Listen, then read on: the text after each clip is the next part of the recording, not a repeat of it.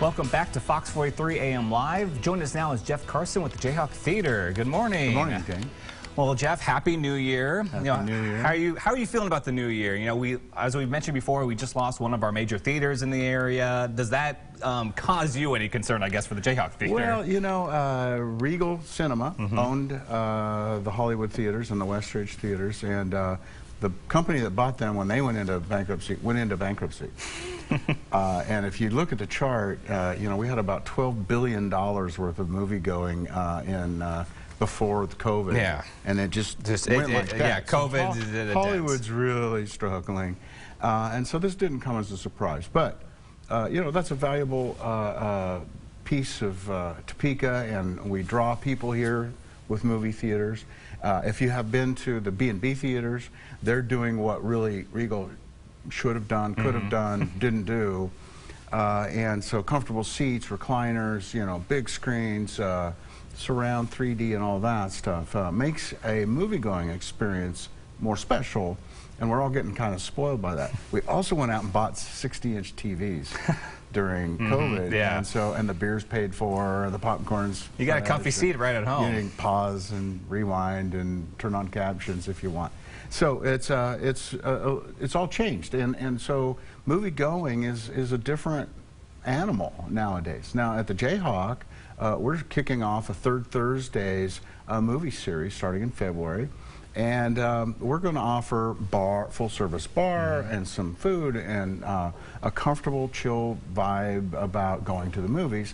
And it's more of a grown-up thing, and we'll also do kids series and that sort of thing.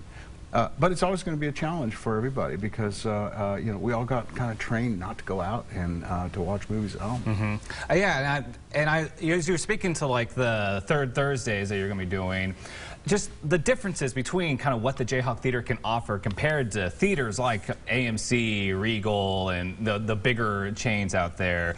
And it seems like it's more of a personal experience. It is more of a personal experience, and there's a you know, a 1926 charm in the main theater that you know, it opened as a silent movie house, but immediately had to make its own changes because sound came out in 1927, a year later, and so wow, I can't imagine the scramble to attract people. But when we get restored and get reopened, we hope to have cultivated a film audience that wants to go out and see really good movies with like-minded people. And as you mentioned the restoration of the Jayhawk Theater, yeah, what's that long-term vision? What would you like to see the Jayhawk Theater become?